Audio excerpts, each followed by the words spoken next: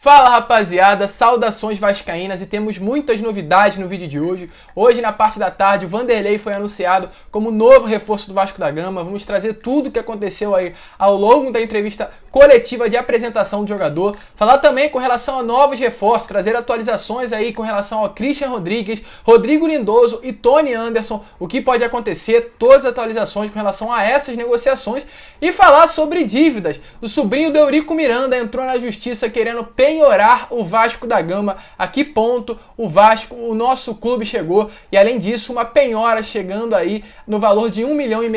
Ou seja, uma bagunça política, uma bagunça financeira. A gente vai trazer, é claro, tudo que está rolando. Então temos muitas novidades, você não pode perder o vídeo. E se você quer ficar por dentro de tudo que acontece aqui no nosso Clube do Coração, não percam o vídeo de hoje e fiquem ligados aqui no canal do Gigante.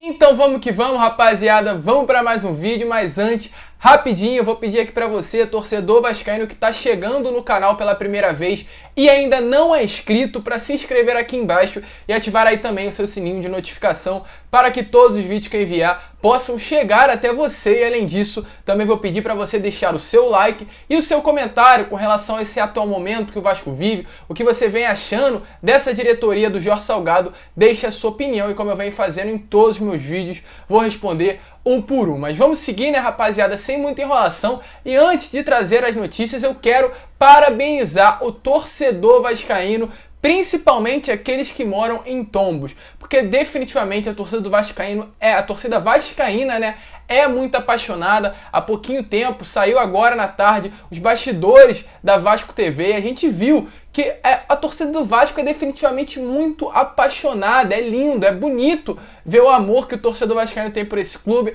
A gente é judiado, a gente se entristece com o Vasco nesses últimos, principalmente nessa última década. Acredito que o torcedor vascaíno se entristeceu muito mais do que se alegrou, mas mesmo assim os torcedores estão lá, torcendo e abraçando a equipe, e foi uma linda atitude dos torcedores de Tombos, a cidade de Minas Gerais, onde o Vasco foi jogar nessa última quarta-feira, porque através dos bastidores a gente viu as torcidas ali no meio da rua, vendo o ônibus passar, recebendo os jogadores na porta do estádio, levando os jogadores até o estádio, recebendo eles na porta do hotel. Então definitivamente a nossa torcida é sim a mais apaixonada do Brasil. Mas vamos seguir, vamos falar de Vasco agora, vamos trazer a notícia e começar trazendo uma notícia que é complicada até demais, falar com relação à justiça e à penhora.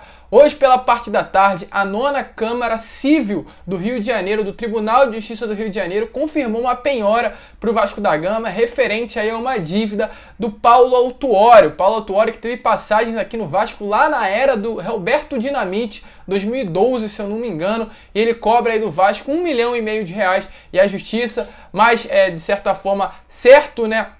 A 9ª Câmara Civil do Rio de Janeiro confirmou aí essa penhora no valor de R$1,5 milhão e todo o dinheiro, 20% do dinheiro recebido por patrocinadores, irá direto para os cofres da Justiça, serão penhorados. Então definitivamente é muito complicado o atual momento do nosso clube. Isso eu não vou falar que é culpa do Jorge Salgado, porque é uma dívida que vem lá do ano de 2012, mas também passa por ele. Acredito que se ele tivesse planejamento de gestão, tivesse ali definitivamente investidores, dinheiro por fora, o Vasco não iria ter chego nessa situação de ter valores penhorados. Também falando com relação a outra dívida referente agora ao sobrinho do Eurico Miranda. Hoje, pela parte da tarde, o Vasco em primeiro momento negou, né, esse valor aí que o sobrinho do Eurico Miranda cobrou, Alexandre Brandão Miranda, para ser mais exato, no valor de R$250 mil, segundo ele, referente ao período que ele trabalhou no Vasco. Diz ele que esteve no Vasco trabalhando desde 2015, onde foi ali a volta do Eurico Miranda, até 2019, um dos anos aí, se eu não me engano, o segundo ou primeiro ano do Alexandre Campelo no Vasco, e ele cobra aí R$250 mil na Justiça do Vasco da Gama, relatando que não recebeu e relatando também ser ali os custos da lei trabalhista. Então é uma bagunça que acontece dentro do nosso clube, mas referente até essa dívida cobrada pelo sobrinho do Eurico Miranda, é claro, cada um tem o seu posicionamento político, mas a gente sabe muito bem o que aconteceu dentro do Vasco da Gama na época que o Eurico esteve presente, e agora o sobrinho, um familiar dele, vem cobrar R$250 mil do Gigante da Colina. É uma bagunça que vem acontecendo dentro do nosso clube. Infelizmente, um penhorando e outro cobrando dinheiro do Vasco. Mas vamos seguir, né, rapaziada? Vamos trazer outras notícias e falar agora também com relação a Martim Benítez. O Martim Benítez que foi transferido a São Paulo, atualmente está jogando por lá. Ele aí falou, infelizmente, uma entrevista sobre o momento que vestiu a camisa do Vasco da Gama. Se mostra ser muito grato pelo momento que passou por aqui. Foi um jogador importantíssimo para o Vasco no ano passado. Acredito que por conta dos momentos que esteve lesionado, acabou fazendo muita falta e acabou também levando o Vasco aí ao 4º rebaixamento. Mas ele disse o seguinte: fiquei muito triste no caso com o rebaixamento e é algo muito doloroso porque Vasco é um time muito grande.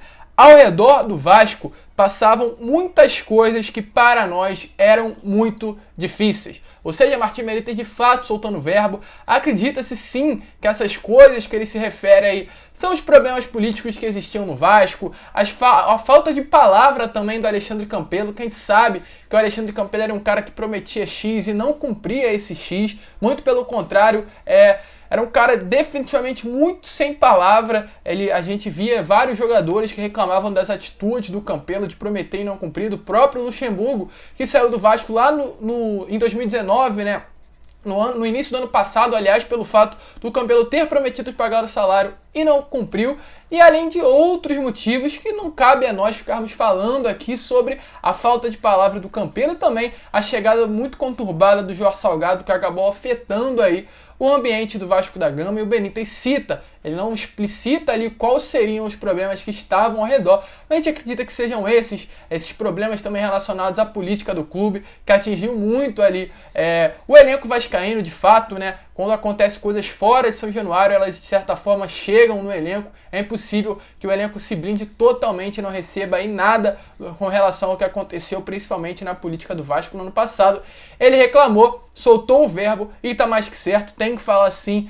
Foi uma vergonha que aconteceu no Vasco ano passado referente às eleições. Cada um tem seu posicionamento, mas foi uma bagunça nítida que aconteceu dentro do nosso clube, um clube muito grande, que isso não pode permanecer no Vasco, se perpetuar em todas as eleições. O Benítez, muito chateado, soltou o verbo. Mas vamos seguir e falar também agora com relação a sócio-torcedor. Temos novidades aí, porém novidades ruins primeiramente. O Vasco aí agora, atualmente, com relação lá ao máximo, né, que o Vasco chegou no sócio-torcedor. O Vasco, ano passado, ano retrasado, com aquela campanha linda, chegou a 179 mil sócio-torcedores, se tornou o maior sócio-torcedor do Brasil. Acredito que estava entre os top 10 do mundo. Uma grande demonstração de amor, carinho, afeto do torcedor vascaíno por esse clube, e que vem sendo tão massacrado nesses últimos anos, mas mesmo assim o torcedor vascaíno demonstrou o amor que tem por essa Cruz de Malta.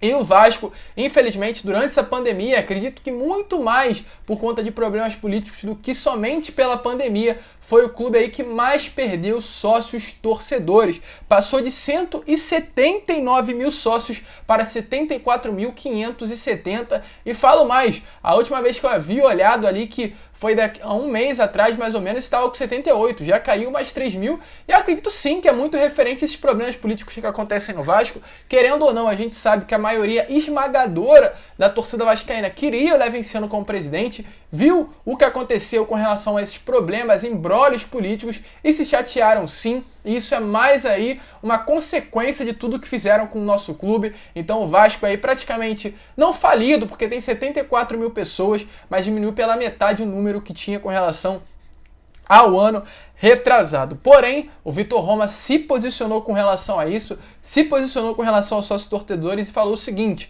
muito orgulho da torcida do Vasco, que mesmo a pandemia se mantém como segundo lugar no Brasil. Deixando bem claro, o Vasco, apesar de ter caído drasticamente, é ainda o segundo, perdendo apenas para o Internacional, ou seja, está na frente sim do nosso maior rival, e continuou. E com o clube entregando muito pouco, porque sim, o Vascaíno se associa, né? Fica no sócio-torcedor e não recebe nada em troca, principalmente com relação a títulos e a conquistas.